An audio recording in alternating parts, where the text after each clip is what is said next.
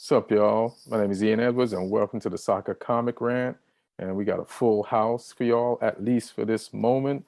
But we're going to talk about a bunch of things on this episode. We're going to talk about the FA Cup semifinals, Liverpool versus Man City. Did Pep throw the game based on his lineup? We're going to talk about Chelsea eventually beating Crystal Palace. The Battle of London that went on at Wembley the day after. Battle. It wasn't exactly convincing until later. The first 45. Yeah, the first 45 battle. The second 45, you did get it. You got your shit off. We also talk about Martin's Spurs tripping and letting Man United back into the fourth place race along with Arsenal. We appreciate you. We thank you. Thank you, King, for doing. What about Lee? Thank Lee. I do too. For letting us in. Thank you, Lee, for also stepping up your game and playing the Southampton that I like to see against the teams that I hate to see win. And and we got the games that's coming up. Man U's playing Liverpool tomorrow, and there's some other games in the Premier League, and there's stuff coming up this weekend. So let's go. And if you listen to All Things Comedy, check out all the other comics there with their own podcasts. And if you're listening on iTunes and Spotify, what up? And if you're watching on YouTube, like and subscribe and comment after the episode. And our sponsor is onthevolleyapparel.com. Go to onthevolleyapparel.com. Check out their tanks, tees, hoodies, and sweatshirts. And we also have our own 3 t-shirts there. One of the listeners copped something last week, and I posted it on my Instagram. I got to go back and check and see who it is. And but thank you, appreciate you, and let's go. What's up, y'all? We got Neil Chakravarty, Chelsea fan. He's got on his Chelsea shirt, stand-up comic. What up? All's good. Good. The club's not been liking this jersey of late. So what? The club's not been liking this jersey of late. Why? Because it's got a 3 on it? No, for some reason, like we started, I don't think it was probably just bad luck. We started playing even home games with the away jersey. Oh, the away jersey? Oh, okay, yeah. Yeah. Does the away jersey have 3 on it? No, everything has 3 on it because we don't have the money to buy replacement kits. Oh man, that sounds. You sound like Darby right now. Yeah.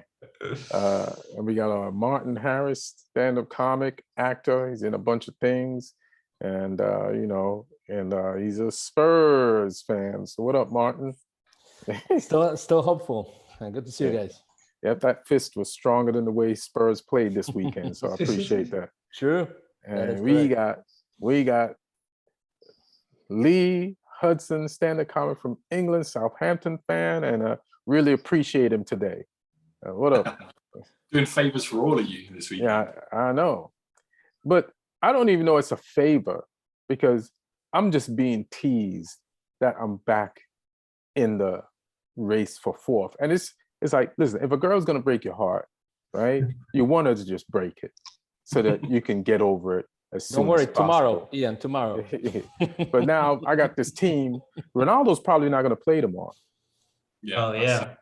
Yeah, because, I'd be surprised. Shout out to Ronaldo. He just lost one of his twins that he was expecting. So, I hope you recover emotionally as good as you can. And thank you for this weekend, Ronaldo, for the hat trick.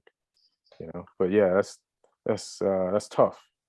So we don't know, we don't know how he's going to choose to deal with it, by playing or not playing, and he has, a woman who just lost, so yeah, we'll see what happens. What do we talk about first besides death? Do we talk about the City Liverpool? So what do you guys think about that? Lee, you think Pep just threw the game based on the lineup? Because Kojo's in town and he just stopped by the house on Saturday, and he said as soon as he saw the lineup, he was like, Pep don't want to win this. Yeah, I think he still wanted to win it, but I think he felt like he had to play certain people. Like he's got a big squad, you know, he's having to rotate. I think De Bruyne was probably because he was carrying an injury. And I think the FA Cup is the lowest of the priorities for City right now. Winning the league and having a real good go at the Champions League are like their two things. I don't think he really cares that much about a treble or anything too superficial like that, because ultimately they could win the FA Cup, win the league, but not win the Champions League, and people would give him criticism still for bottoming the Champions League again. So I think this was just the lowest priority. He needed to rest people. They played Liverpool and then a Champions League game last week as well, didn't they? So they had a busy week. So I think, yeah, he wanted to rotate. He wanted to give people minutes. I mean, it's still quality players. It's still a great team that he was able to put out. But yeah, I don't think he is intentionally trying to lose the game, but just trying to keep people happy and keep people fresh and not prioritizing this tournament. Yeah, especially after that tough midweek game versus Atletico Madrid, where it took everything, including discipline, just toughness, just caginess, just being switched on every second of the game based on everything that was happening out there, the physicality that Atletico Madrid and the dark arts that they applied as seasoning to the match to do everything to like mentally get Man City off their game, and playing at Atletico Madrid and just the fans and everything. So and they pushed into the last minute as well. The game, you know, they made them work till the very end for it. Yeah. And I agree with you. Like, I just felt like with that lineup, he wanted to win those other things more. So he made it more of a priority, but still wished or hoped that he could win with the lineup that he put out. Yeah. What do you have to think? What do you think about it, Martin?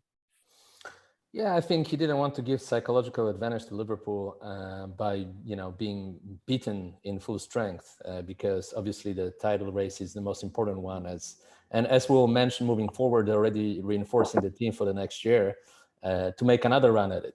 So now I think he just wants to win the league and hopefully maybe also Champions League. And he knows that although the squad there is some depth, it could be a little bit misleading because they don't have depth on every position. They have plenty on depth. I would say defensively, they have some depth in terms of midfield, but not really anybody to replace De Bruyne.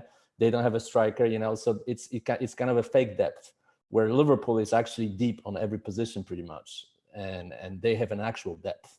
One thing me and Kojo did agree on is that, and I think everybody does too, like Liverpool has a better forward line, but Man City has a stronger midfield. Like those guys, they can replace easily and defensively. But I still think Liverpool's defense is better, like just man for man and who they can put out there based on who Man City could put out there. But yeah. But I guess we'll get into. Let's hold off for a second. I'll come back to you. And how do you feel about Crystal Palace getting past your Chelsea team to make in the second semi-final of the FA Cup? Chakravarty. Oh, I actually just on the back of what you guys are saying about Pep rotating a few players. I think he kind of had to do it, like the kind of game that was there midweek. And so similar to in our game, I was actually a little pissed at Tuchel for not rotating enough, because I think he played 8 of the 11 who started in Madrid, and that was such an exhausting game, like both physically and mentally, with the result. And like even Man City, if you see, I think only the goalkeeper was really a big drop in quality. Everybody else was more or less, Kyle Walker was injured, so that was a forced change. So you had to move Cancelo to the right, and then you play Zinchenko. And I think Nathan Ake did a great job versus Atletico Madrid. So he was, in a sense, rewarded with the semi-final starting spot. So I don't think like it was the lineup that was a big difference. It just sometimes happens in these City versus Liverpool games that one team really comes through the doors racing, and that's happened in the league game too. And it was City at that time, and this time it was Liverpool. And both these teams have the firepower to essentially, on their good days, to blow away opposition really quickly. Liverpool's lineup just said, "I wanted this game more." You know what I mean? It wasn't like last week's weekend when they played each other. Mm-hmm. Like that was a stronger Man City lineup. Like, you know. Yeah, but they also didn't like play a tough game midweek. Unlike City. No. I'm not disagreeing with that, but I'm just saying, I'm just comparing their weekend lineup from last weekend to their lineup this weekend. It says, I wanted more last weekend based on that.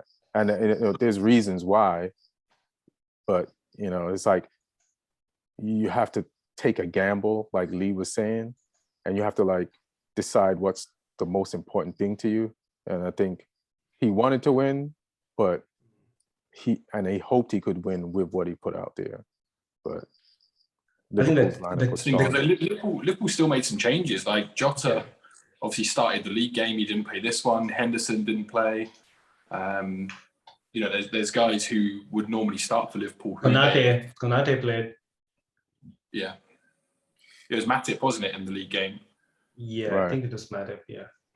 So again, that shows maybe the depth that Liverpool have over them. Like, you know, they were able to start with the front line of Diaz, Mane and Salah, and that's leaving out Firmino and Jota, which there's just more out-and-out goal scorers maybe in that front line. I think that's the difference. Like Liverpool this season, they have such a, like every forward is in goal scoring form, like not just creativity or assisting, like everybody's scoring at a high output. So I think that's the biggest difference between Liverpool and any other team.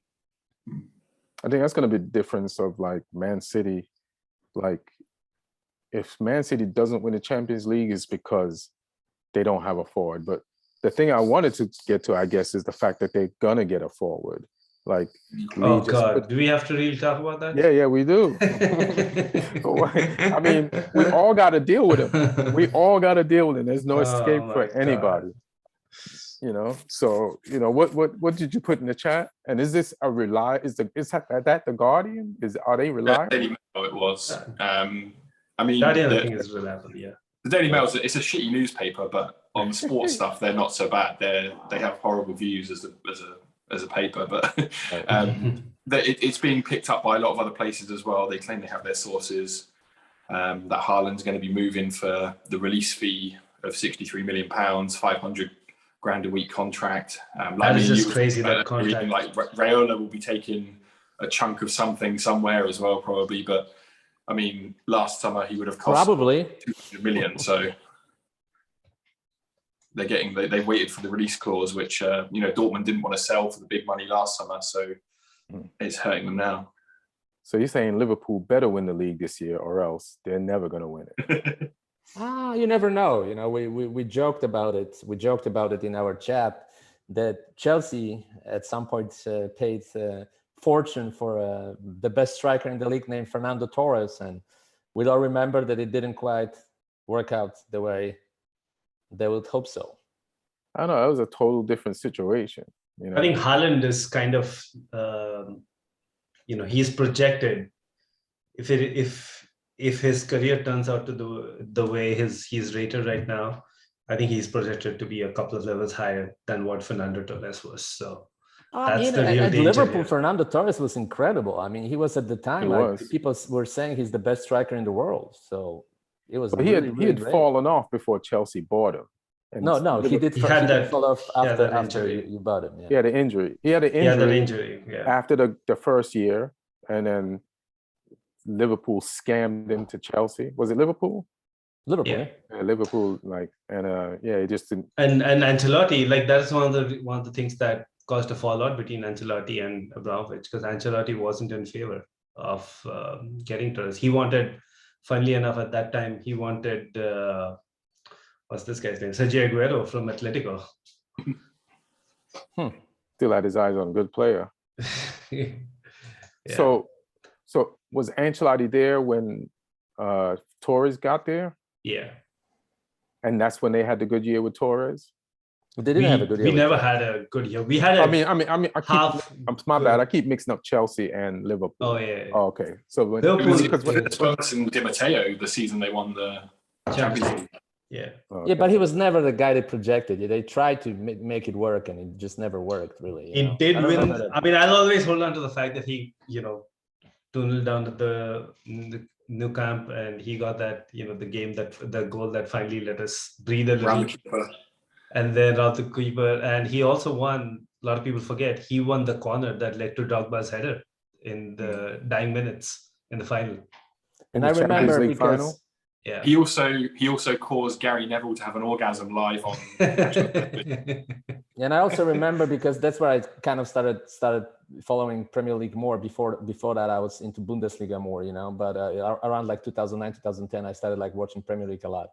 And I remember he was like probably the most scrutinized player by British media you can imagine. I mean, this guy was under so much pressure. They were killing him week after week after week after week. He was also for when he came in, he was trying to match up to Drogba, and then when Drogba left, he's trying to fill in Drogba's boots. That's not something. But yeah, I mean, he was a flop at Chelsea. So in the long list. But the money you paid for him at the time was, I think, 50 million, which seemed ridiculous. Right now, for 50 million, what you can buy for 50 million? Nothing really. I think though, like stylistically, Haaland is closer to a Drogba than a Torres, because Drogba was one of those all-round forwards he can run in behind, he can hold the ball up, he can score headers, he can score volleys, he can score penalty box goals. Right? I think Haaland can do all of that too. And Torres actually had a good run after he left Chelsea. He went back to Atletico Madrid, right? He had some solid run there. I think he had a couple of good months. Yeah, it was decent. It wasn't that great. I used to check in on him over there, and it was all right. I mean, they just respected him a lot, and they liked him a lot, but it wasn't all that. But this Haaland thing. Okay, you want to go to Haaland? I just wanted to say about the Palace game was that. Okay. It was, I mean, the first time, he was so dead. And, when I saw the lineup, pretty much the same team as the Champions League game. And we played like a team that had played 120 minutes and given a great performance and still, knocked out.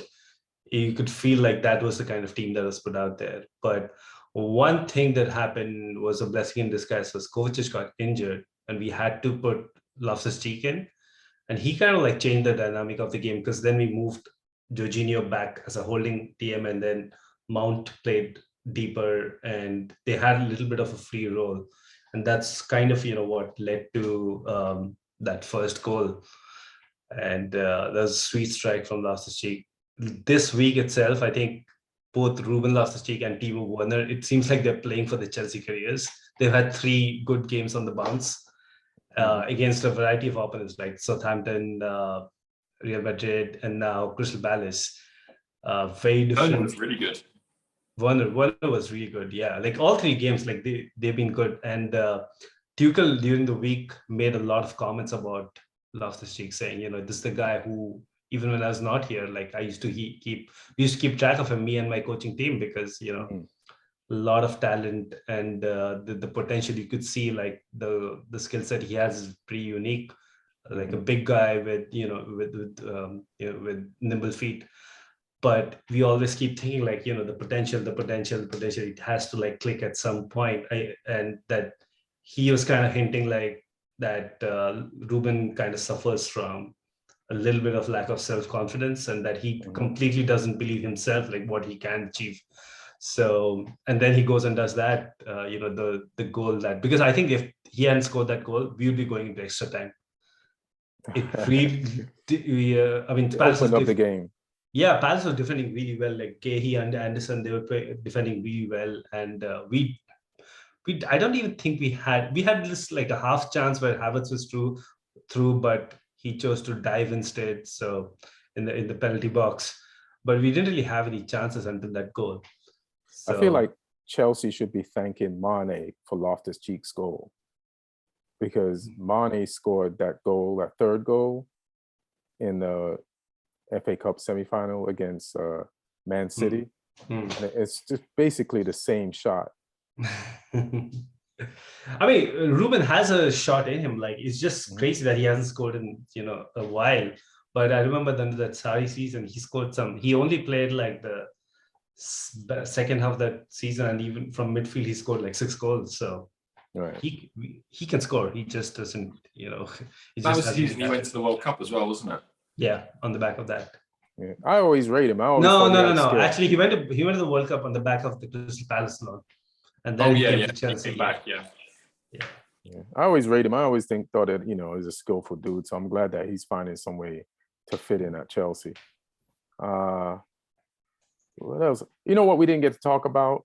And it's like so much things have happened in a week. But that Real Madrid-Chelsea game, I guess we shouldn't just blow past it. We got you here. Like, how was your week, man? After that game? How was the emotional spectrum range of that game? Sitting through that game, like you're down 3-1. That's how you start the game. Then you're up 3, and you're like, shit. And then so I got Rodrigo. So I got my results of the annual physical I do, and for the first time I think ever, my blood pressure was off the charts. And I was like, how's that even happening? So I spoke to my parents, and like, there doesn't seem to be, nobody at this age has had a history of like blood pressure in my family. So I was just trying to figure out what really happened. And then it struck me that, so my appointment was it's just across the street from my office. So I just hopped across. It is around extra time. And I think that reading was taken right after the Benzema scored that goal in the 96th minute. So yeah, if you ask me how it went, it almost killed me is how it went. So yeah, I mean, like all the conversation leading up to the game was like how tough it was going to be. And it's not just like, we know under Tuchel this team can play good football and can pose a threat to any opponent. But when you have a first leg scoreline like 3-1, the margins are so narrow. Like, I think we played the perfect game for 70-75 minutes, and we make one mistake, and it's all the good work before. We could have been even another goal or 2 up, but I think we got done in by some individual brilliance across both legs. Like last season, we played really good in both legs. But even last season, if you remember the first leg ended 1-1. Real Madrid had no business coming out of that first leg with a tie. It was a crazy Benzema wonder goal. And even in the second leg, even though we won 2-0, Benzema made another really great strike, which Mendy somehow saved. And it's just like this time, those 2 goals in the first leg and that Modric cross, the Mendy making that mistake. It's actually been a season of what ifs. So, this game I felt like kind of really summarized it really well. Yeah, there's not many players in the world who could pull out that cross that Modric pulled out. Yeah, like, I heard that guy's done something world class in that moment. Yeah, that was pretty. I saw him do it today again. Like, I kind of watched like the game from Real Madrid this weekend, and he just did it again, but not under such pressure, and it wasn't like, it was just a regular pass, but he just did it this weekend again. So I've seen him score like that, like he did it in the Euros. Where did he learn that? Where did he learn crossing like that? I don't know, Mark. You're going to tell us. At Tottenham, of course. I don't remember him ever doing it for Tottenham. Mark, you shouldn't brag about players who's never won for you. Oh, no. I mean, but that'd be every player. He was a fun player. He was a fun player. I mean, I don't understand why. Big deal, Levy. Big business. You're just being bitter, Neil, that we didn't sell him to you guys because you wanted to buy him. That is true. He was almost done. Yeah. He was, apparently the deal was done, and then you pulled the plug. Daniel Levy pulled the plug. If he went to you, would you have gotten Hazard? Would you have had Hazard and Modric? Yeah. I think because Hazard wasn't that expensive, right? had to Lille? 30 million something. Yeah. And also hasn't kind of like played on the wing all the time, and Modric should have played in midfield. I think Modric was supposed to be the Lampard successor at the time, and then obviously that didn't happen. We got Oscar instead, who had a couple of. He's still somewhere out there in China, I think. China. Right? He's in China. But yeah, I mean that game was so good and it was so frustrating, and I think it kind of showed like what Champions League can do. Like you have the best teams playing against each other. Sometimes your best is not good enough. I think is a good sign to see, like after the first leg, the team still coming back and putting up a good fight. Just wish it lasted another 15 minutes. You went out like champs, but you went out. Yeah. And Real Madrid showed why, they've just won 4 times recently in the last few years. Their game this weekend was a big comeback as well, wasn't it? They were 2-0 down away to Sevilla and then came back and won 3-2. So they pretty much won the league now with that. I mean, it depends, I think, on one more round of results, but it's pretty much done. I think they need 7 points in 6 games. Something crazy, stupid like that. Yeah, because Barcelona lost today. And then they have like points. a 15-point lead. Yeah, it's like 75 to 60. Mm-hmm. Yeah, they got 75. Barcelona and I think Sevilla have 60, and that's second and third. And yeah, they won today. And Rodrigo showed up again today. Like yes, they were losing 2-0 after 20 minutes, and they won. So it shows you the resilience of the team, right? Yeah, and they took Modric off and Camavinga and sent on some other players. I can't remember right now. And those players like stepped up. Benzema scored. They was even a disallowed goal from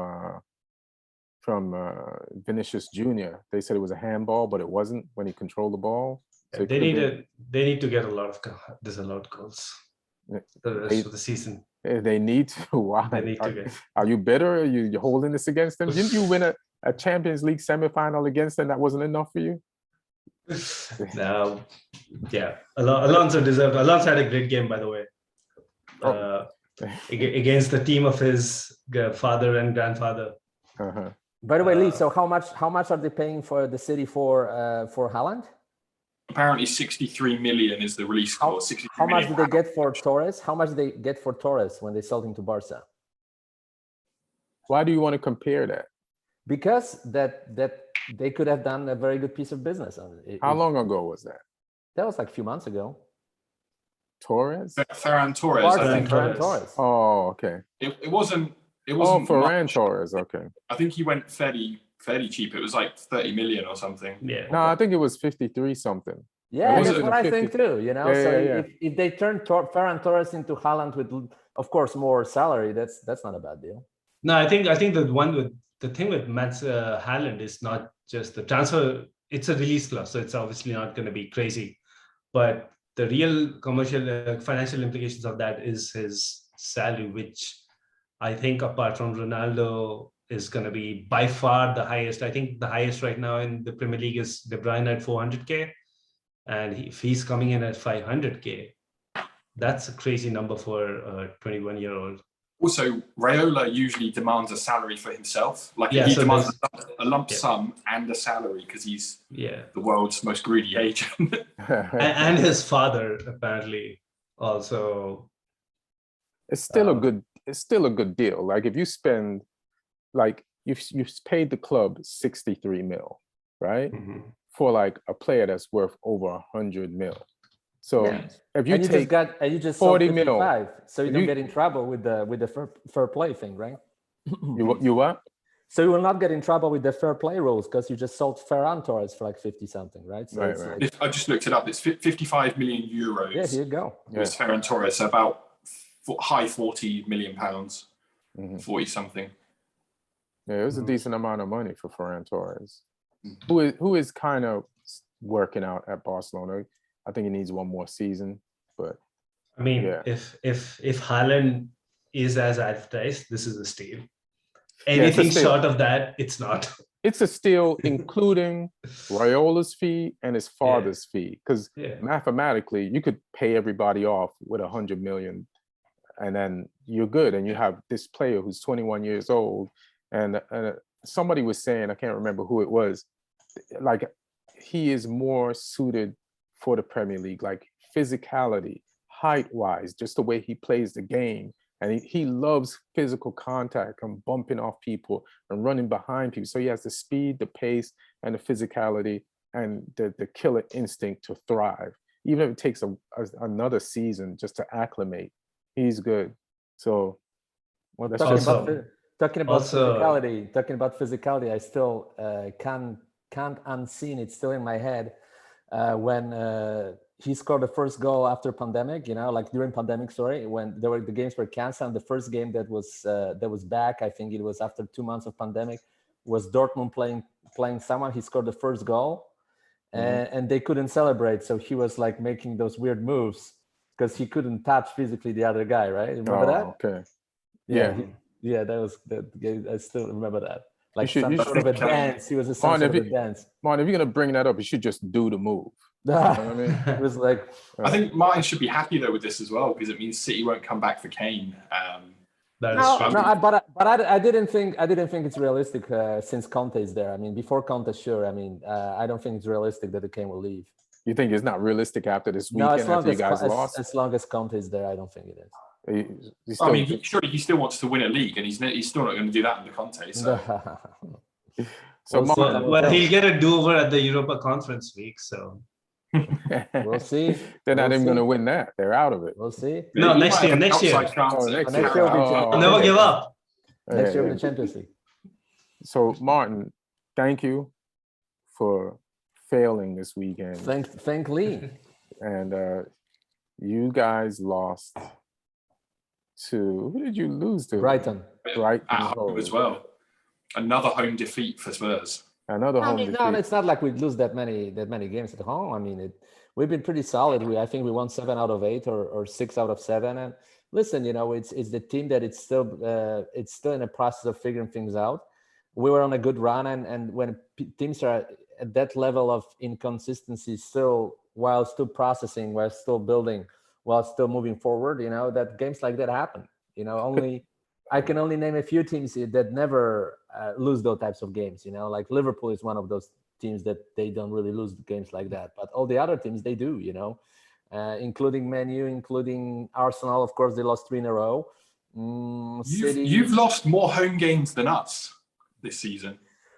Yeah, but I would say since Conte arrived, that's arguably less, but I don't count that as the beginning. No, you've lost 5 home games this season. At least 3 of them were under Conte, maybe more, because there was Wolves, Southampton, and Brighton. That's 3 in the last month and a half. Yeah. We've only lost 4 home games this season. You've lost 5. We lost. I understand, but we're still 4th, so far. So I wouldn't. If you guys, and thank you very much, didn't win against Arsenal, would be a different story. But pretty much nothing has changed in terms of the fight for the top 4, because I don't expect United to beat Liverpool, and I don't even expect United to win, because the next 2 games you have at Liverpool and at Arsenal, I would say you'll most likely lose against Liverpool. You will most likely get a draw from an Arsenal game, which also works for us, So, yeah, I mean, it's a missed opportunity for Tottenham to pretty much clinch the number 4 spot, but it doesn't take us out of the competition. No. It makes things difficult.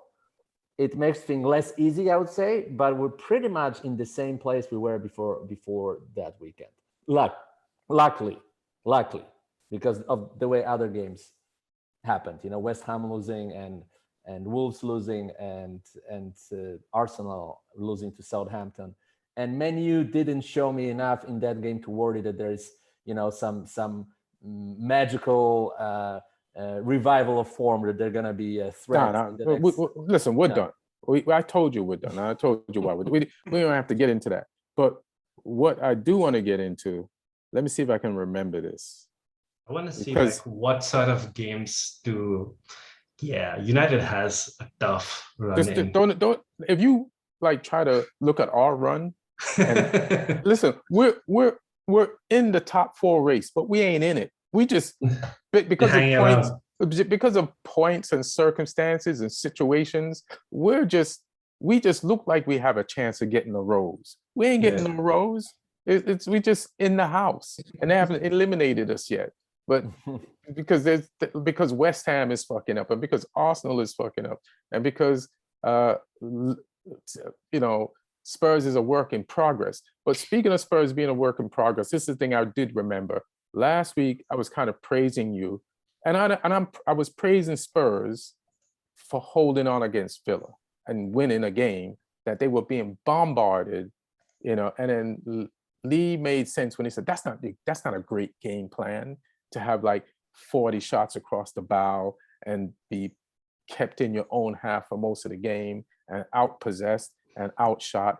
And then this week, Brighton Hove pretty much employed the same things that Aston Villa did on the road and kept you guys mostly in your half. And they knew exactly what you guys do.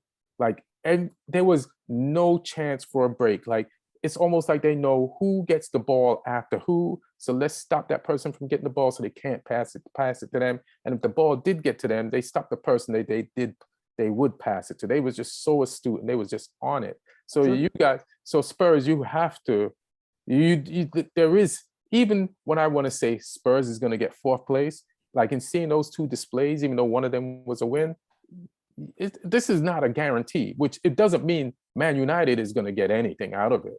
But you like Conte, it is a work in progress, but you still have a lot of work to do. Yeah, it's a missed opportunity for sure, because if you won that game and then the next game is Brentford, we could have possibly built an advantage and and get some breathing room, but we did it. It's gonna be a nail biter till the very end. I still hope we can get it just. And the only reason why I'm saying that is based on the other team's form. It looks like Arsenal is falling out.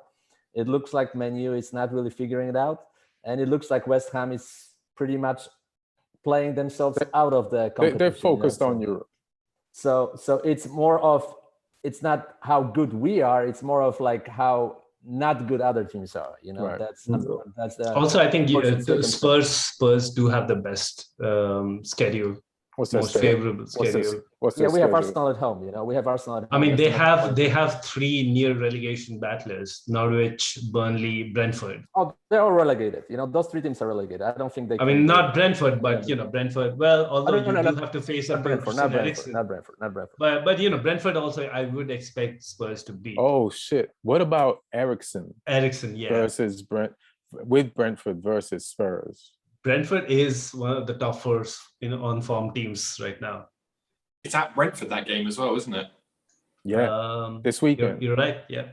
Like, I was terrified to go to Brentford to even walk past that stadium. That crowd is fucking crazy. So good luck. Yeah, but their style of play actually suits us. It's the Brighton is the Brighton types of teams are the ones that are difficult for us. Brentford, Leeds, those teams. I expect us to win this game 3-0 actually, or 4-1 or something like that. How does their style suit you? I'm just curious. Because defensively they're not very strong and they let a lot of goals in, and that's. We're playing counter-attacking football. We can catch them a few times, I think, and they will do that. They'll try to score and we'll counter-attack them. They were very bad for Chelsea, a bad matchup for Chelsea. But for us, they're actually pretty good. For us, the teams that are a problem are teams like Southampton, Brighton. Those are teams that are a problem for us. And speaking of Southampton, say it again, Neil. Teams that play well, like to play good possession. No, the team that play possession football. They don't play well. Come on, City doesn't play well. We beat them twice. Speaking of teams that played well, Southampton played really well this week, and I really appreciate them. Even though it's, again, I'm being misled. The girl. Well, if you beat Liverpool tomorrow, you're not going to be misled. Now, Liverpool is going to do what needs to be done. They're going to cut the umbilical cord, and I can just relax into the Europa League phase of my life. That's going to start next season. But how did Southampton, your team, beat Arsenal? A team that needed to win. Yeah, I was at the game, and oh shit. I was interested when I saw the lineup because we changed things a lot from the usual style.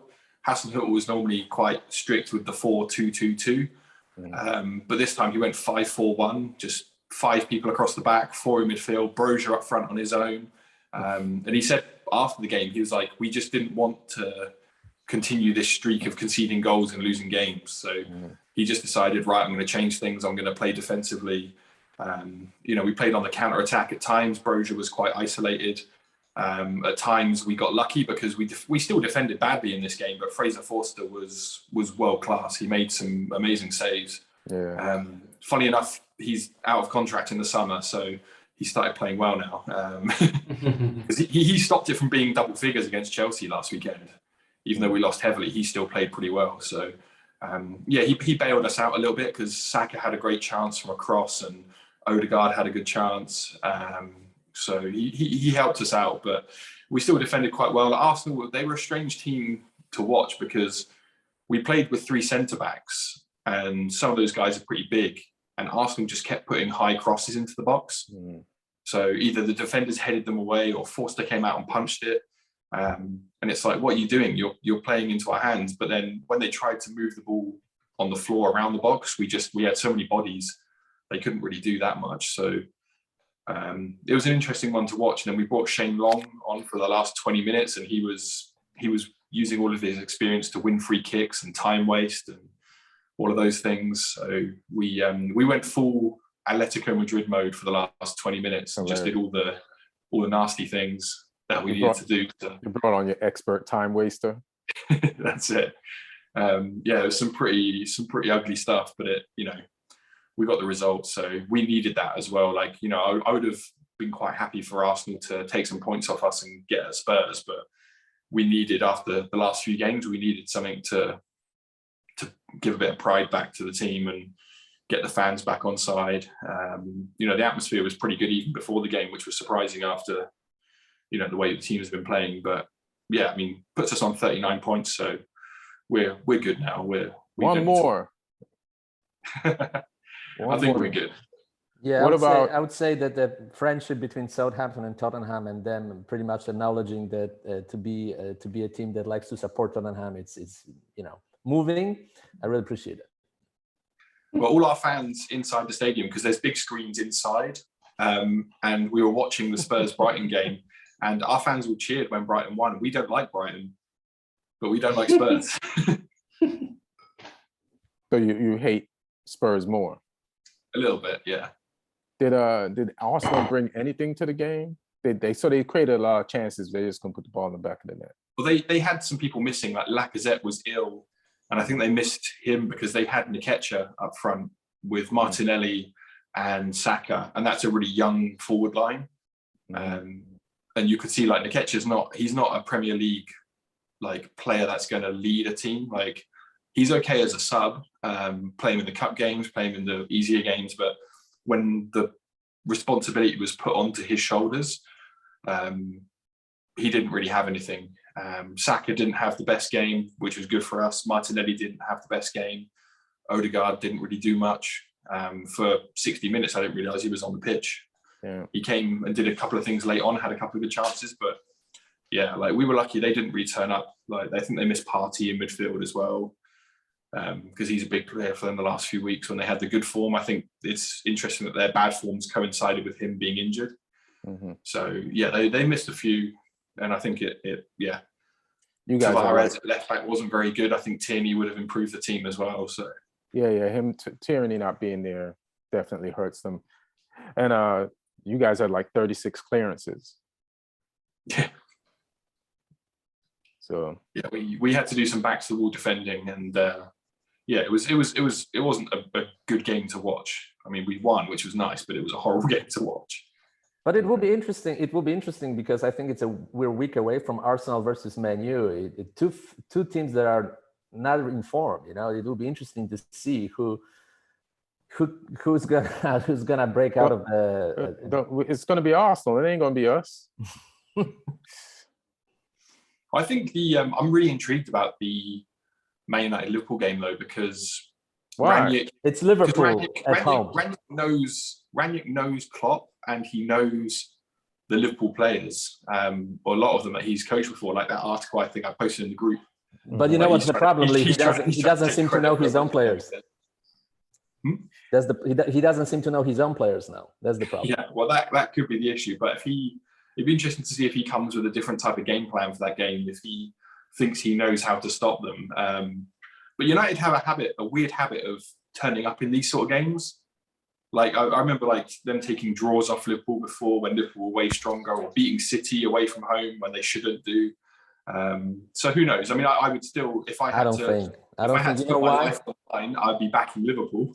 You know why I don't think so? Because the Liverpool are now on a mission, and they seem like a team that is really flying high right now, and they also know every point counts. They're 1 point behind City. They cannot let any points taken away from them. They cannot. We're a first half team. We're first half of the first half team, so we'll give them trouble for like 25 minutes. But then I think it'll be interesting to see if Liverpool if Ronaldo is available and if he starts, because I mean he should, because but he should what? He should start if he's available because of his form, but also Liverpool is the kind of opposition against which a player like Ronaldo can be most ineffective, because he doesn't have the is correct. The legs and the energy to to adopt that style.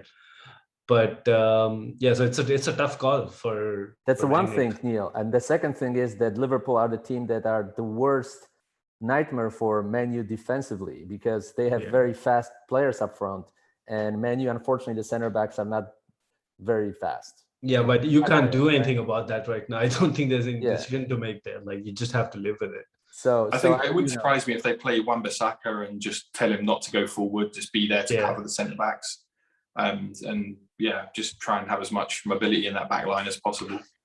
It was interesting though, like versus Norwich, he essentially played no DMs. He played Pogba holding, and then Jesse Lingard and Bruno Fernandes on either side. He didn't play that. What was available played that. Yeah. Like I think both Fred and McTominay are out. Yeah. Okay. So are they going to be back for this? I don't know. I did like Pogba deep, and so this is after the game. Rangnick said, I warned him. I said, hey, like these players are not listening to Rangnick, so he's frustrated. So he's trying in every press conference not to throw them under the bus. But if you don't throw them under the bus, your reputation gets ruined. So it's a crazy. And then you need the players to not be mad at you, for them to play for you. So he's in a really rough place. You know what I mean? It's like when he leaves here, Rangnick could be done as this, like, you're a myth, you're a legend until you come to Man U, and then now everybody's like, you didn't work in English football. It's just all talk, So he's in danger of that happening to his reputation, and he's everything we know about Rangnick is reputation, because nobody's ever really watched him coach like a top team, except if you were paying attention to the Bundesliga when he was there. Yeah, actually, that was the last time I was really into Bundesliga, when he was at Schalke, and he had a reputation of, and that's true, because at the time that was my final season as a broadcaster 15 years ago. He had a reputation of fighting with players, of being too harsh on players and not likable by players. He had that reputation. I was reading at the time, because I had to prepare for every game, and I had a lot of Schalke games because they were the top team at the time, not winning anything, but like almost there. And he had that reputation that the players, he was hard on players. They didn't like him. We need someone that's hard on players, but these aren't the type of players to probably repay somebody who's hard on them. So, he's just where he's at, and it's just. And he's just a very confrontational type of personality. Like he had clashes with players in the locker room. Like he's known for that.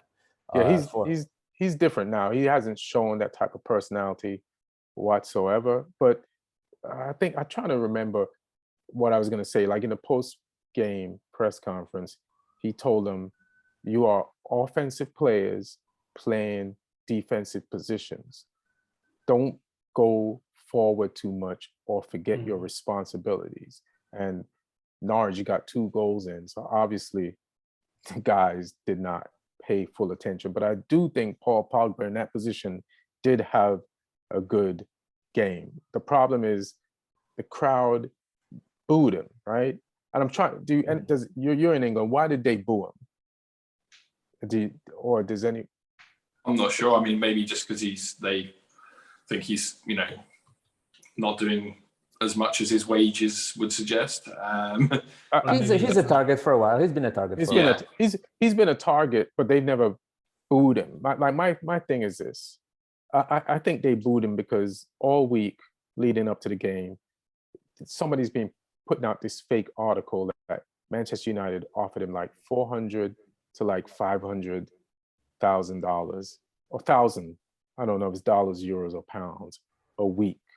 And I feel like the fans are afraid that this is true, so they're booing him to make him leave. But if you boo a player, right, we have so many injuries, and he is a really highly skilled player, you boo him, you still need that guy to step up for you to get in the top 4. So like everywhere you look at, so now that you booed him, why would he give his best for you? So everywhere you look at Manchester United, there is an issue, a problem. And then there's problems that don't even have anything to do with football, that have to do with life, that are like has ruined this team's season. Like I can't remember his name right now, but the personal issue with him, and now Ronaldo has a personal Mason Greenwood. issue. Yeah, and then there's injuries. So we're just Spurs. If you blow this, you'll never win anything. Arsenal blew it, to be quite honest with you. We were technically out of the race ourselves. I still think Arsenal will probably get it. I just think they're just having a blip. Arsenal has an even tougher schedule than United. Oh yeah, they have injuries as well. I think Arsenal have. I mean, they have Chelsea, they have Manchester United, they have Tottenham. So some tough teams, some easy ones. And they have Leeds and Everton, who are going to be battling.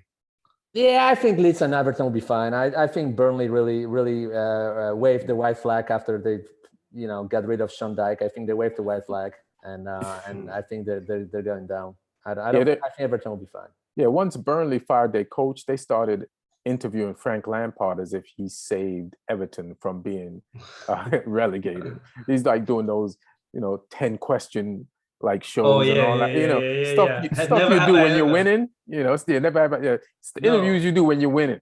I think what happened is they probably shot it earlier in the season, like earlier in maybe last month or so. And Lampard was like, hold it.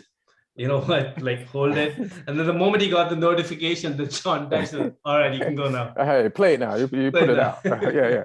Because I'm sure every Everton fan saw Sean Dyche getting fired as 3 points that weekend for Everton. So, yeah. Ian, like speaking of United, this week the reports are in that it is going to be Ten Hag. So what do you think of that? You like it?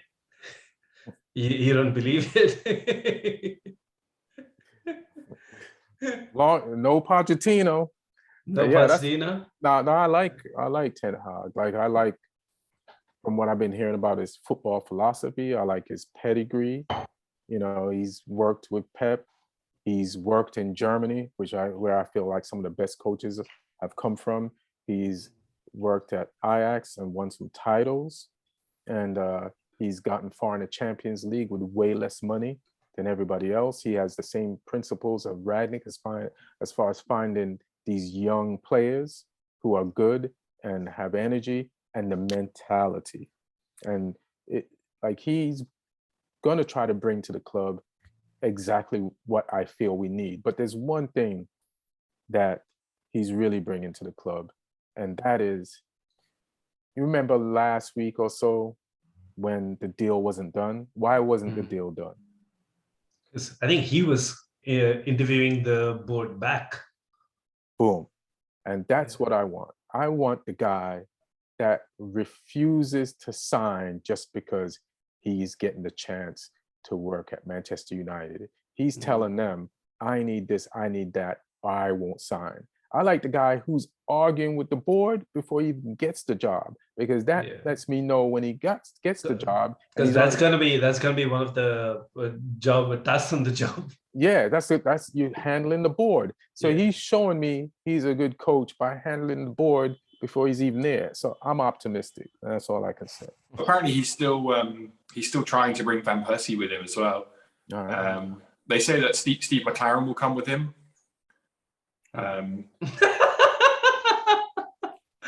the last time Lee, do you hate me? The last time he was one of your coaches, you won the treble. So, I mean, yeah, I guess. But they work together. Weirdly, they work together at 20. FC 20. Yeah, FC 20. But I think Ten Hag was the reserve coach and McLaren was the manager. Right. What was the team he managed unsuccessfully and had this like big stationary phone on his bench? What was that? Newcastle? England? No. He had like this phone with like a long cable that he had. Wolfsburg. He was pretty bad at Wolfsburg in Germany. Wasn't he at Newcastle? He was at Newcastle. Yeah, I remember. It was like always he was giving directions to like a big McLaren, big old school phone with people were pointing it out and making fun of it. The thing is, people have always rated McLaren in this country as a coach, but not as a manager. Oh yeah. Apparently, he's very good on the pitch with people. Okay. But just hasn't been great. I mean, he still won the Dutch division with a team who shouldn't win the division, so he has something. But yeah, I think in this country, people sort of like he should have never got the England job. He was an easy hire for the FA at that point, and I think his reputation took a battering in that respect. But like I say, people within football really rate him as a coach. So all right. Yeah, I guess. All right. But he's got that link between, the United history, the knowing the league, and obviously knowing Ten Hag as well. So he can sort of bring those together. I think that's why he would be there. So Van Persie as well would be an interesting one if he does get him. Yeah. Martin couldn't take what you were saying anymore, so he just left. He's worried that United might start becoming good. Right? He'd be worrying for no reason. I tell you that. I'm on to next season already, man. We ain't gonna do nothing this season. You change your tune if you somehow manage to pull a result out against Liverpool. I'd just be like, I can't see it, but you never know. Yeah, exactly. I can't see it. Yeah, maybe if they do it, then all right. Who do you think your midfield is tomorrow? Do you think he'll go Pogba and Matic maybe in a double pivot in front of that defense, or you got to have somebody who's disciplined like Matic, or play Bailly because Bailly was on the bench at the weekend. So does he play maybe? That's the thing. Ever since I've been saying Bailly should have been a holding midfielder for so long. I think you guys heard me say it on the show. Yeah. And they'd just rather sit in there. Like there's a footballer in there. Like when he's in place of Maguire, he makes these through passes. And I'm like, does nobody see this shit? And then and it's like Maguire's just on the pitch like, so I don't know. You could play him. That's a great idea. But who's listening to great ideas over there?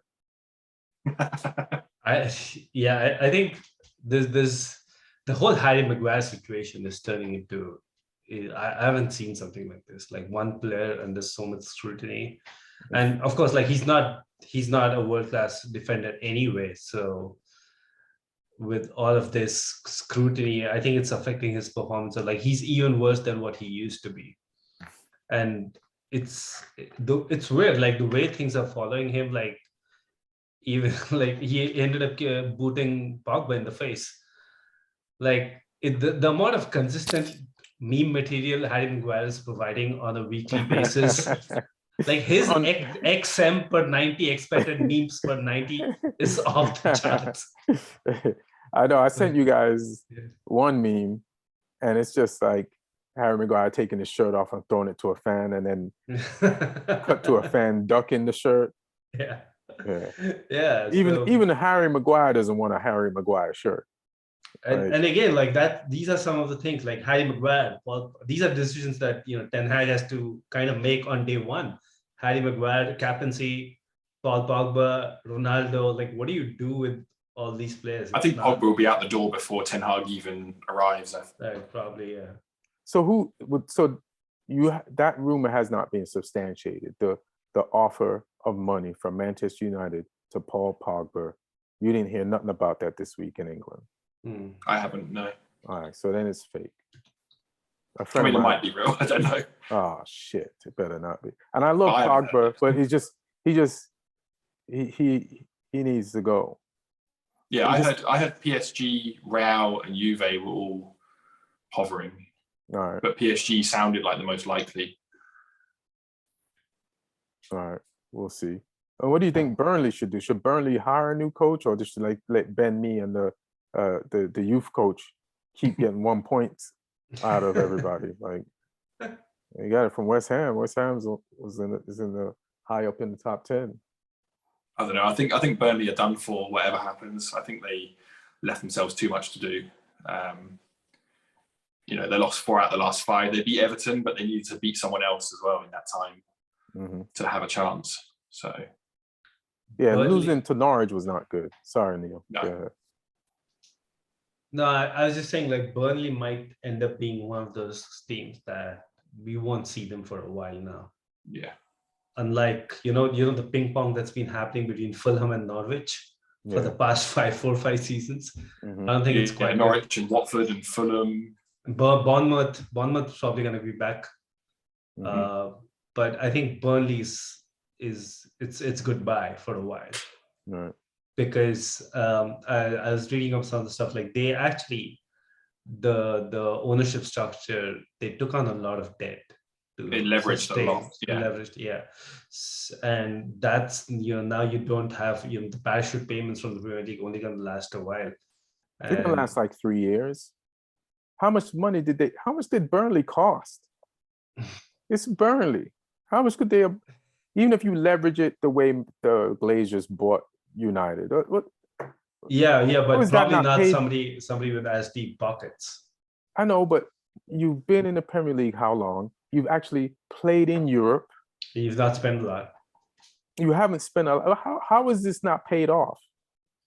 And you just sold Chris Wood for 25 mil. Like, you should have some money. Yeah, I mean, they don't. So it's going to be a problem, I guess. So I think somebody's going to start thinking about next season what they want to do in terms of both. Because here's the thing, this team, I think with Sean Dyche gone, that was the record of the longest serving manager at a club in the top 3 divisions or something like that. Yes, it's Klopp now for the Premier League. It's Klopp now, right? So, which essentially means that this entire team, this entire club functioned in Sean Dyche's mold for all of these years, like across a couple of generations. When you talk about generation from a footballing point of view. So now any new manager, they're not going to get another Sean Dyche. So somebody else coming in is kind of going to have to start from scratch. Like, probably all of these players are useless now. Yeah, there's a lot of players who've been there a long time as well, like Tarkowski and Mee, Pope to an extent,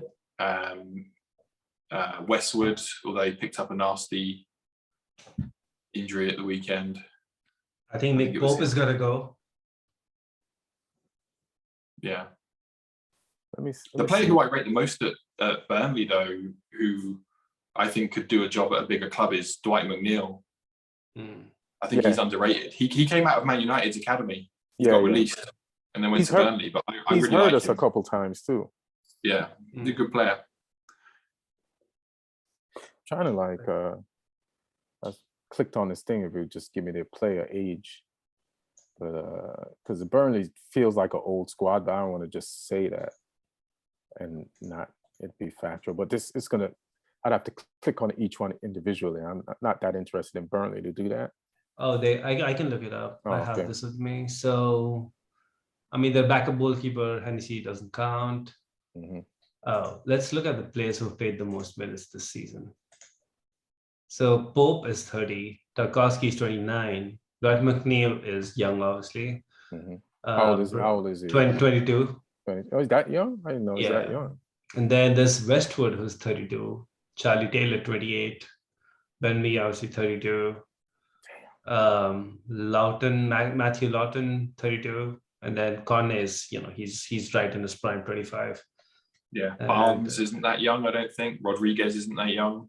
Yeah, man, that's Ashley Barnes, 32. Yeah. Damn, man. And Lennon, 35. Oh my God. Yeah. Jesus.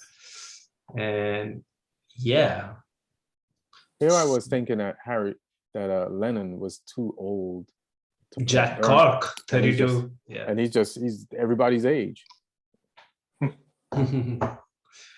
Yeah, so that's it'll be interesting to see what the sort of manager and what really happens with Burnley from here on. Sounds like they're going to go to the championship and then end up in the first division. Yeah, could happen. I don't think they'll go that far, but I think a lot of those players will stay, and a lot of them are suited to the championship as well. And even at the ages they're at, you can probably get another season or two out of them. Right. But obviously, if they go down, like McNeil for me should leave, Cornet should leave. Although he hasn't done much, Weghorst I think would almost certainly leave. Pope will leave. Yeah. England's second goalkeeper for now. He should be their first goalkeeper, really. I feel like Ramsdale should be. Yeah. That's what I feel. So should we go on to the matches that's going to be played next? Let me see, Tuesday and Wednesday there's games in the Premier League. Is this the Premier League? Yeah. So there's games all week, really. Oh shit! Let's look at them. So there's tomorrow is Liverpool United. Tomorrow. Are you asking me a question about that? I feel like we've already covered that, really, haven't we? Yeah. I think so. Liverpool wins that one. Okay. On Wednesday, Everton versus Leicester. I feel like Leicester just lost to. It's at Everton. I feel like Leicester just lost to. I think it was Newcastle. Yeah, Newcastle, man. It's a different team, and they got injuries, and everybody's still balling. Like complete, total football and dedication. Like it's just. It was a strange game, that one as well. Like Leicester could have won it, really. And the goals were kind of strange. I mean, the second one was okay, but the first one was a weird goal. The ball sort of under Kasper Schmeichel and it got kicked out. It was a fair goal, but a weird one. I'm glad that went in because I remember, I don't know who he was playing. It might have been us or somebody where Leicester like he had his hand on the ball last season and somebody kicked the ball in the net and he complained, but you didn't have that ball long enough. I don't care what the written rule is. And he complained and got that goal overturned to a no goal. So he tried to do the same thing. And it's like the ball was between your knees while you're on the ground.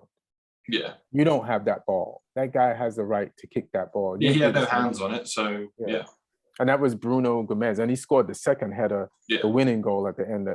And that was pretty goddamn impressive. So, and the way he celebrated after, like he should have went to Newcastle. But in the best way possible, like what it meant to him, he knew it meant to the fans. And like, I feel like he's feeling Newcastle culture and he's there to be there based on just the expression after that goal and how he felt after he scored and how just the love everybody was showing each other. It's a different vibe up there now. Yeah, massively. Yeah. But Everton needs to win this one because it's one of the few games left at home. And I want them to like Everton is a completely different team home in a way. So if they want to survive, they need to win this one. Yeah, hide at home, Jekyll on the road. Yeah, literally. It's going to be interesting. Like, how did they even fix this issue? Because it's such a unique thing. Like, how can it be so bad away and be a decent team at home? They're narcissists. They need people cheering for them. If you're not cheering for us, we ain't playing. They act like the away 3 points don't count. Yeah. That's how the Everton plays.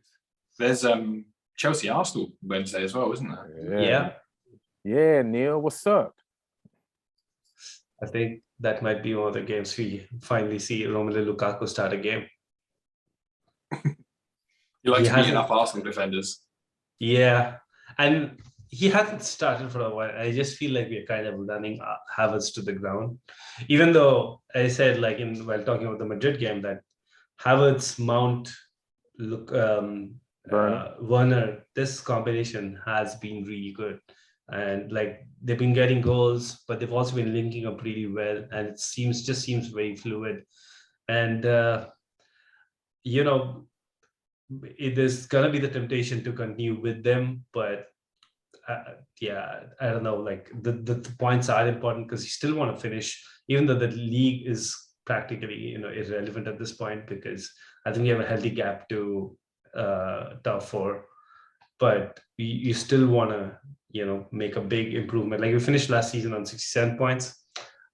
For me, I feel like, we want to get as close to 80 points this season as possible. So I think we want to win, but I just feel like players like Rudiger and Havertz, they've just been run to the ground. So I would hope for some rotation there. Give Lukaku a chance. Like if he has to go, I at least want to see him, being given a little bit of a chance in the back end of the season. What do you think about that game, Lee? I mean, Chelsea should win it. I think if Arsenal play like I saw them weekend with no real leaders or people who want to take responsibility for winning the game, then I think Chelsea should have more than enough to overcome them. But, it's a London derby. Who knows? Arsenal might want a reaction from losing to us. So, but I can't really look past Chelsea for that game, really. We've not been great against Arsenal in the recent past at home. Like we haven't lost, but we've drawn a bunch of games, which we really shouldn't have. Yeah. Shouldn't you try to get some FA Cup final revenge from them? The FA Cup final revenge would be winning a goddamn FA Cup for a change. Like we keep. Well, you're in the final. Well, we've been in the final last 3 seasons. I know. We've been in the final 5 times out of the last 6 seasons. We only won it once. So it's just ridiculous. Like, and along with League Cup, I think this is going to be our 8th domestic cup final in the last 6 seasons. And we've only won the one FA Cup under Conte. So it's been 6 losses in finals. And hey man, you're built to not win finals. Hey man, it's just crazy. Like Tuchel, apparently he has this record of he's played 13 semi-finals in his life across PSG, BVB, and Chelsea. He's won 12, drawn 1, and that was one. The one draw was, I think, a 2-legged game somewhere. So, that was for us against Madrid, the first leg. Mm-hmm. He hasn't lost a single semi. He keeps going to finals, but we've lost a few. So we need to win one of these. I need you to win to keep the fantasy. The quad of Manchester United getting 4th alive for I don't know what reason. Okay. But yeah. So I'm glad that they have to face at least a team that could keep us in this until the end. Like I keep on expecting, as much as I'm like done with United just for this season. I don't know. It's just like years of supporting a team that always won from behind makes me not completely give up, which could lead to a longer heartbreak. So we'll see. I mean, Ronaldo, he would want to finish the season on a high. I mean, he did up until the tragedy of today or yesterday, whenever it happened. Now, like, why would he even care? Yeah, true. Also on Wednesday, Newcastle, Crystal Palace, Southampton, Burnley. What you gonna do, bro? On Thursday, that one, but Thursday. Yeah, sorry. Yeah, we need to go up there and win that one, really. But I mean, it means nothing, that game now for us. So I'm worried that our players will, they've got the reaction from the Chelsea game, they'll be back on the beach again mentally. And Burnley have still got shit to fight for. So it wouldn't surprise me if we go up there and it's a terrible game and we lose 1-0 or something. But I can't call it. I don't know how that game will go. It depends whether or not our players are back focused after the Arsenal game or not. Yeah, you can't. If you can't beat a bend me player coach team, then I don't know. And then I would ignore this, but Man City versus West Ham couldn't beat them, so yeah, exactly. And these are the type of team I feel like Man City drops points to. Like, when you think of teams that Man City could drop points to, I think Brighton definitely could do something. Yeah, it's not an easy game. I think they took points off Liverpool, didn't they, at Anfield? Yeah. Earlier this season. So yeah, I mean it's not an easy one. Potter will have a game plan. He'll be organised. They're riding high off of beating Spurs at the weekend. So yeah, it's going to be a tricky opponent unless City can score a goal or two early and just break them, and then it ruins the game plan kind of thing. Right. Then they could have, because it's the sort of thing where like City could be comfortable if they start well, or it could be a real tough afternoon for them. Or evening for them. But it's weird because Brighton kind of plays like City. They press, they try to keep the ball, and they keep trying to create opportunities. It's not like they're like playing a low block and waiting for a counter. Like they go for theirs. Yeah. Oh yeah, Brighton will go at them. Yeah. So that'll be interesting.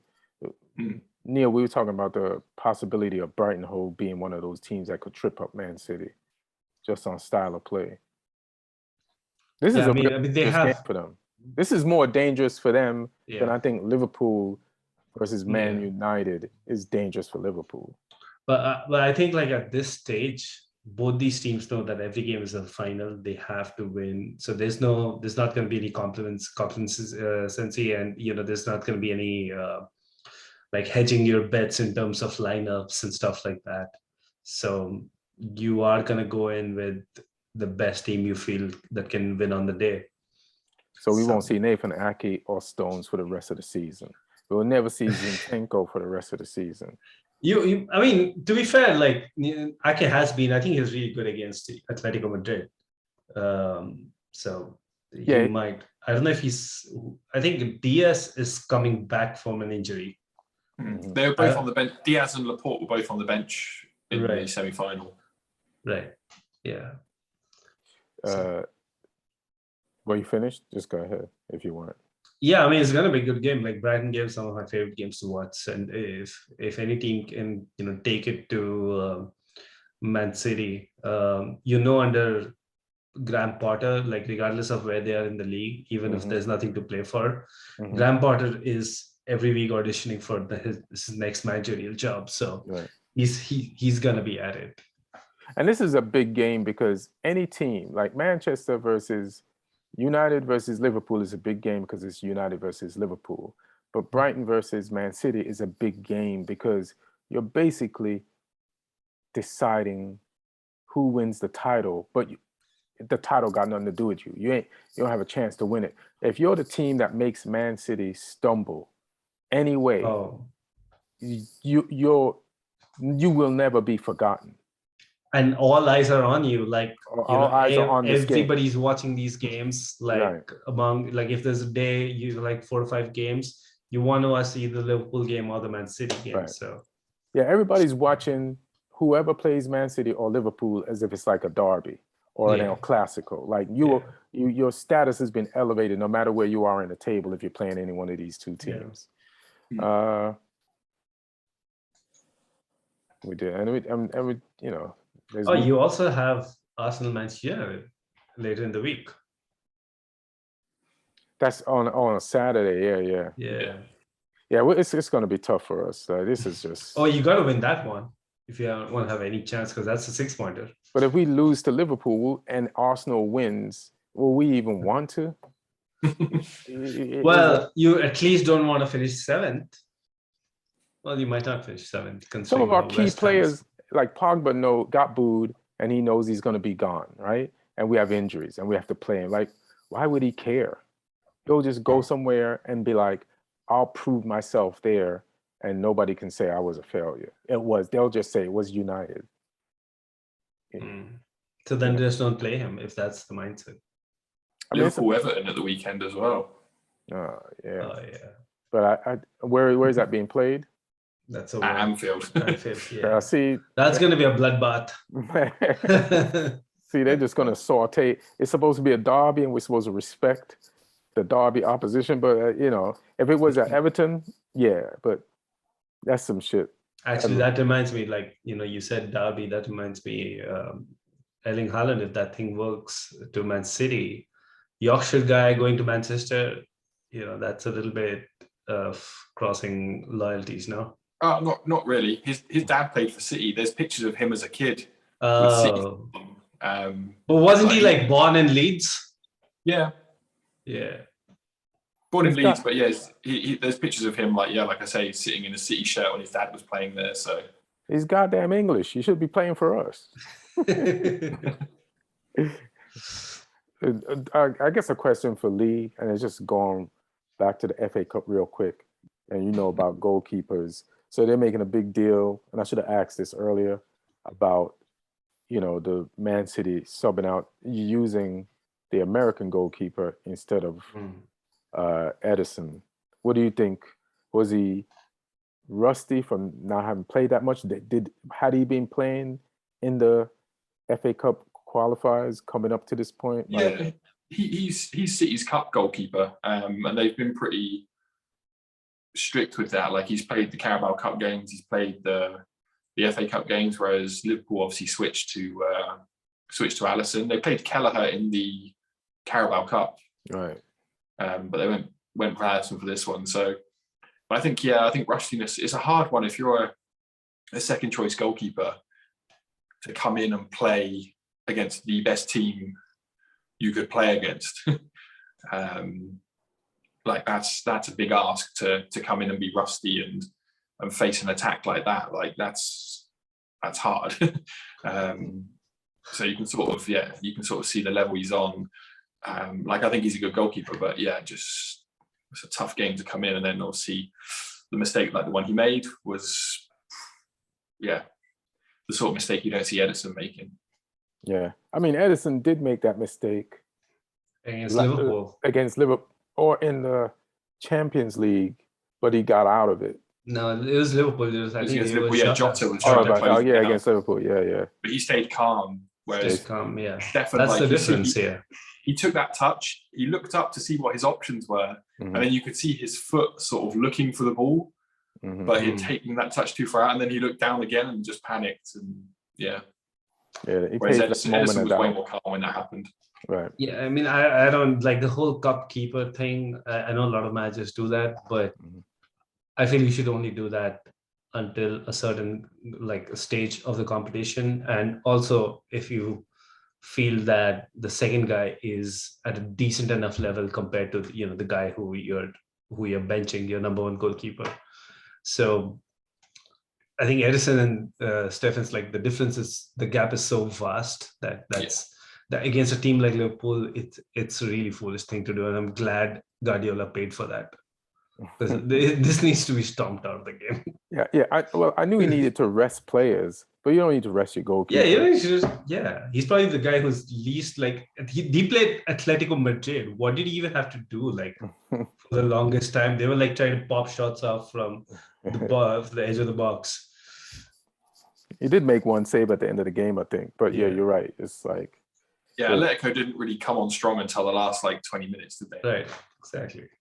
They were better in the second half than Man City, but that's not saying much. Yeah. Like, attacking wise, they came out, but a few chances. That's about it. I didn't put out the tweet about questions, and save them up for next week, guys. We'll do it for next week. Chelsea got West Ham on Sunday, right? We need to beat Declan Rice one final time before he joins us. We're going to see a lot of hugging between Mount and Declan Rice. Yeah, although we'll finally know who our owner is, hopefully, by the end of this week. Oh, yeah, somebody dropped out. Yeah, the rickets, the no to rickets worked. Yeah. The no to rickets campaign. I don't know if you guys noticed, like it's pretty vocal campaign online, at least. They tried to do a few protests outside the stadium before the Brentford game. To not a lot of people, but caused enough of enough noise to. He was trending like number 3 on Twitter at some point. So I can't blame the club for wanting to maybe avoid controversy or more controversy. Right. And so who are you got, how many choices you got left? So we got the LA Dodgers guy, Todd Bowley, who's my personal favorite at this point, based on what I know, which is not a lot. But then him and his consortium, I think the 2 co-owners of the Dodgers are part of that consortium, and there's a bunch of other guys. And then there is Steven Pagliuca, who interestingly enough owns 55% in Atlanta, the Serie A team. He said he's going to have to liquidate that.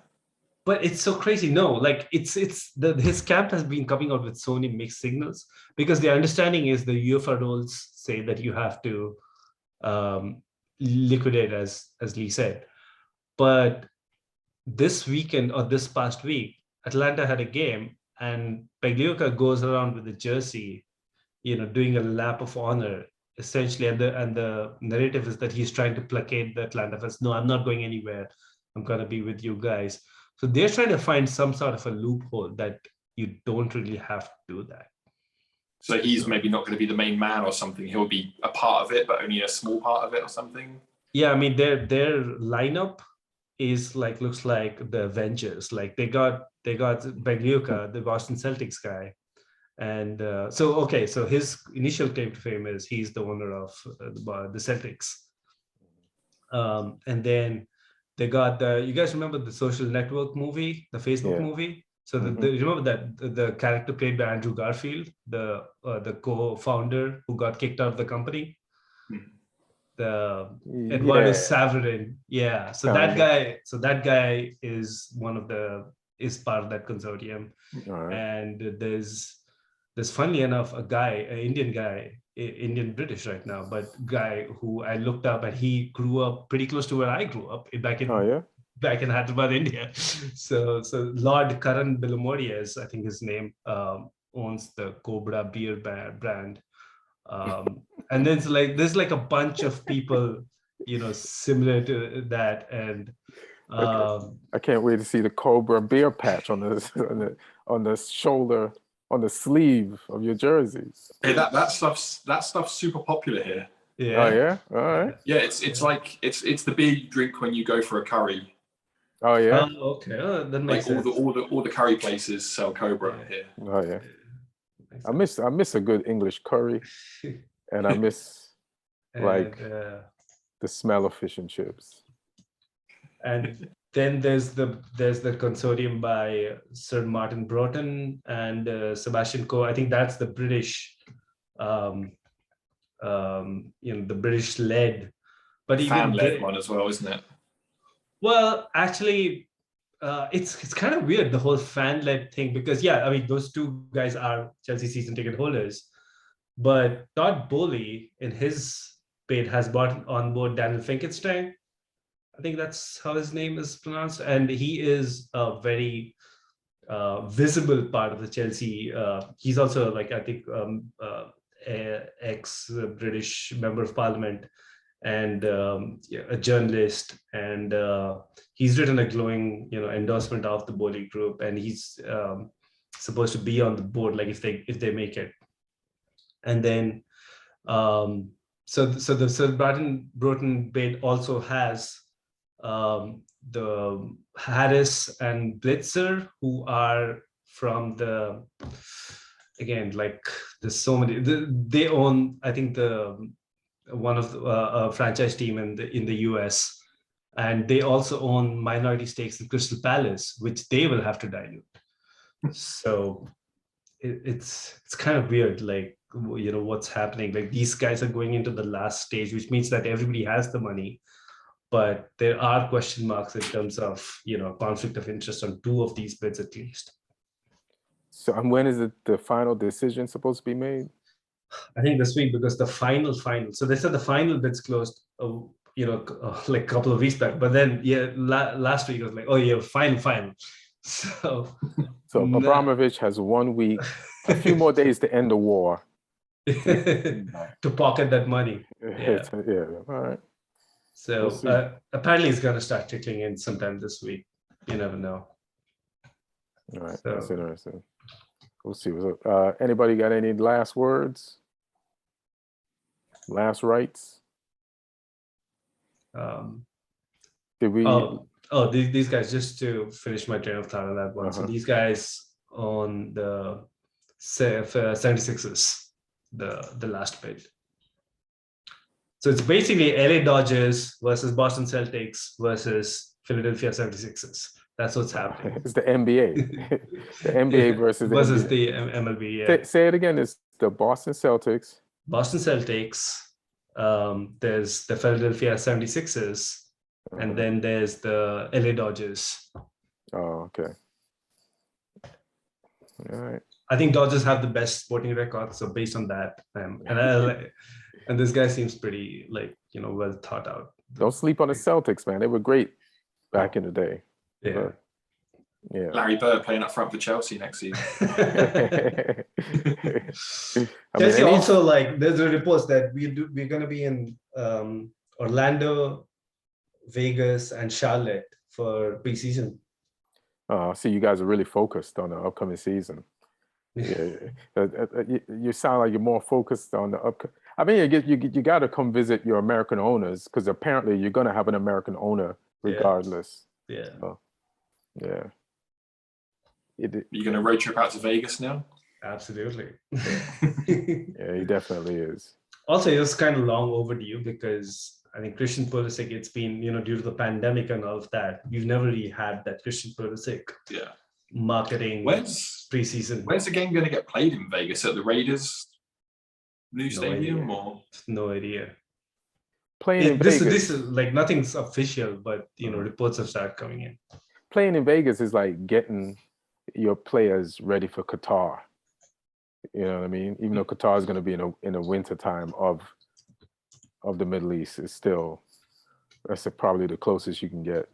There's way more shit they can get in trouble for in Vegas than Qatar, though. I mean, Qatar got a lot of rules. Qatar got a lot of rules. Vegas got a lot of temptations. Yeah, that's the problem. Vegas should have the rules Qatar has, because of all the trouble you can get into. But yeah. All right, guys. Well, I'll just wrap this up. I'd like to thank our producer, Aaron Brungardt. Thank you, Martin, for joining us for a minute, for as long as you could. Also, thank him again one more time for Spurs losing and giving Manchester United false hope. Thank you, Lee, for your Southampton doing the job against Arsenal, and also adding to the false hope of Manchester United finishing in the top 4. And Neil, do your thing this weekend against Arsenal. And everybody out there listening and watching, have a good football week, and we'll see you. Thanks for listening, and be good to each other. All right, 1.